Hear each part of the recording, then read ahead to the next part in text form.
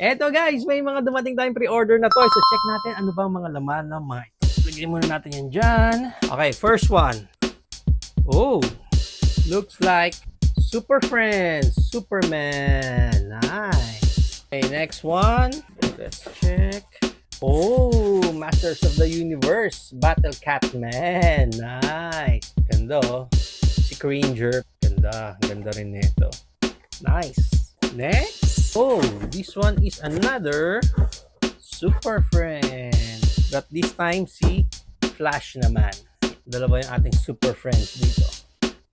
Next, this one is Stone Cold. Ayun no. Steve Austin. Ganda. Ultimate Edition WW. Congrats dun sa nag-order nito.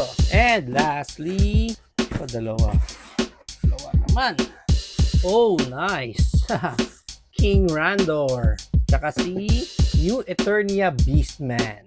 So, pareho silang dalawa. New Eternia Beastman tsaka si King Randor. Nice!